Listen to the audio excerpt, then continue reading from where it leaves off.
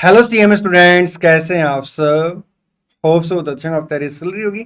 हाँ जी, मैं CA PS Beniwal आप सबका इसे एक अमेजिंग वीडियो में वेलकम करता हूँ। इसमें बात करने वाला हूँ प्रैक्टिकल सब्जेक्ट को कैसे रिवाइज करें, न्यूमेरिकल सब्जेक्ट को कैसे रिवाइज करें। देखिए, इसमें कोई दो राय नहीं है कि जो आपका न्यूमेरिकल सब्जेक्ट है, प्रैक्टिकल सब्जेक्ट है, वो सबसे ज़्यादा स्कोरेबल है। लेकिन न्यूमेरिकल सब्जेक्ट में ना सर अच्छा स्कोर करने के लिए हमें मल्टीपल टाइम रिवीजन करना पड़ता है।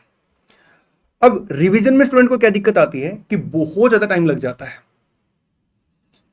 तो स्टूडेंट की क्वेरी आ रही थी कि सर आप हमें बताओगे कि हमें प्रैक्टिकल सब्जेक्ट को कैसे रिवाइज करना चाहिए, न्यूमेरिकल सब्जेक्ट को कैसे रिवाइज करना चाहिए, सो दैट हम कम से कम टाइम में ज्यादा से ज्यादा आउटपुट ले पाए। क्योंकि कई बार स्टूडेंट क्या करते हैं, प्लान बनाते हैं कि उनको ना ये सब्जेक्ट इतने टाइम में रिवाइज करना है, लेकिन वो उतने टाइम में रिवाइज कर ही नहीं पाते हैं। तो मैं सीए पीएस बेनीवाल आपको एक ऐसी अप्रोच बताऊंगा, अगर आप उस अप्रोच को फॉलो करेंगे तो आप ना सर देखेंगे कि बहुत कम टाइम में ना आप आराम से प्रैक्टिकल सब्जेक्ट को रिवाइज कर लेंगे। ये मान के चलिए कि 4 से 5 गुना टाइम आपका बच जाएगा।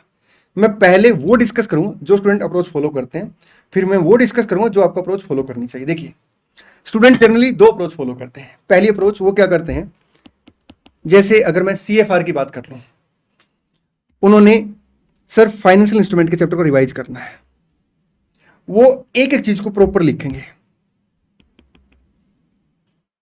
उन्होंने सीएफएस के चैप्टर को रिवाइज करना है, वो एक एक चीज को प्रॉपर लिखेंगे, प्रॉपर फॉर्मेट बनाएंगे। सर इस अप्रोच से आप प्रैक्टिकल क्वेश्चन को सोल्व तो करके देख रहे हैं, लेकिन टाइम बहुत ज्यादा लग रहा है। मैं इस अप्रोच से आपको मना करूंगा।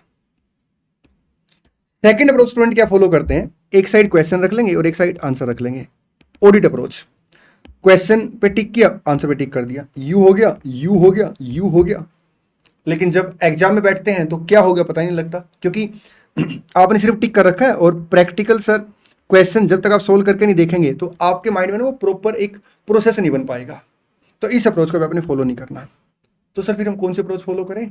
आप कह रहे हो प्रॉपर क्वेश्चन सोल्व करके मत देखो, आप कह रहे हो ऑडिट मत करो। बेटा ध्यान से बात सुनिए, हम एक मॉडरेट अप्रोच फॉलो करेंगे। मॉडरेट अप्रोच क्या है कि जब भी आप सर क्वेश्चन सोल्व करें ना, तो सिर्फ आप अमाउंट अमाउंट लिखेंगे, फिगर्स लिखेंगे सिर्फ ना। जैसे मान लो आपने सीएफएस का क्वेश्चन करना, ठीक जी सर, ये आपका पेरेंट कंपनी है, ये सब्सिडरी कंपनी है। अब आप क्या करेंगे, प्रॉपर्टी प्लांट एंड इक्विपमेंट में सर 4 लाख और 3 लाख का अमाउंट है, 7 लाख डायरेक्ट लिख देंगे। इन्वेस्टमेंट आ गई, उसे आप कॉस्ट ऑफ कंट्रोल के अंदर लेके जाएंगे। मान लो 5 लाख की इन्वेस्टमेंट है। सर सब्सिडरी कंपनी की जो इक्विटी शेयर कैपिटल है, आपका सब्सिडरी कंपनी के प्रॉफिट है, अदर इक्विटी है। स्टेटमेंट ऑफ नेट असेट बनाएंगे, statement of net asset, particular capital profit, revenue profit, total. आप ऐसे सिर्फ अमाउंट अमाउंट लिखेंगे। जैसे इंटरनल रिकंस्ट्रक्शन का चैप्टर आपने रिवाइज करना है, तो आपने एक एंट्री पास की, equity share capital account debit to equity share capital to capital reduction. तो पता आप क्या करेंगे, equity share capital account debit to equity share capital to capital reduction, सिर्फ अमाउंट लिखेंगे। अगर आपको लगता है सर ऐसे कंफ्यूजन हो जाएगी, तो आप पता क्या करेंगे, एब्रीविएशन यूज करेंगे, equity share capital to equity share capital to आपका कैपिटल रिडक्शन, ऐसे। और जैसे सर आप आईआर के चैप्टर को रिवाइज कर रहे हैं, तो कैपिटल रिकंस्ट्रक्शन में सर आप साथ साथ क्या करेंगे, पोस्टिंग करेंगे, साथ साथ पोस्टिंग करेंगे। अब मेरी बात समझ रहे हैं। हाँ जी सर। सर आप ये कह रहे हो कि हमें प्रैक्टिकल क्वेश्चन को सोल्व करके देखना चाहिए, बिल्कुल ठीक है।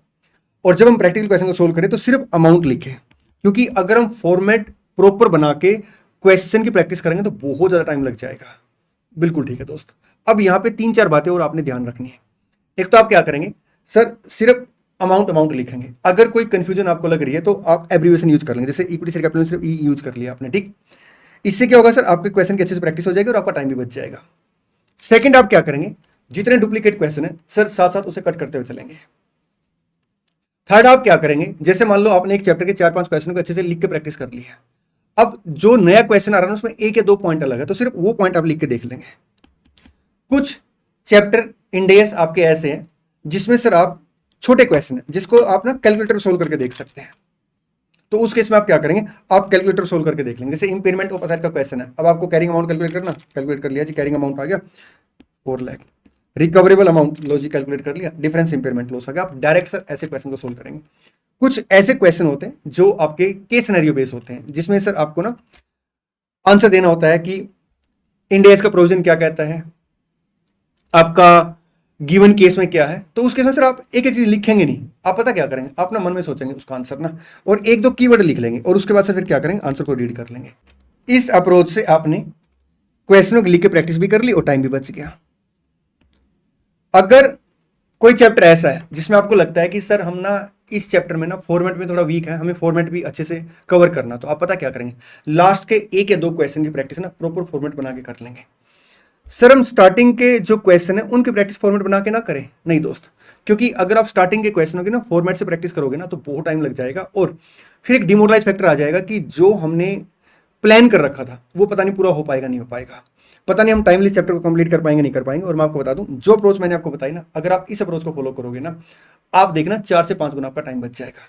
चलिए जी, आज की वीडियो में इतना है, मिलते हैं नेक्स्ट वीडियो में। एक बात और, जून 25 एंड ऑनवर्ड्स अटेम्प्ट के लिए ना मेरा CMA CFR का रेगुलर बैच एक्सक्लूसिव CMA के हिसाब से आ रहा है। बैच की डिटेल आपको वेबसाइट पे मिल जाएगी रमनदीप सर की, या आप रमनदीप सर को व्हाट्सएप कर सकते हैं और डिटेल ले सकते हैं बैच की। चलिए मिलते हैं नेक्स्ट वीडियो में। Thank you so much, all the best, God bless you.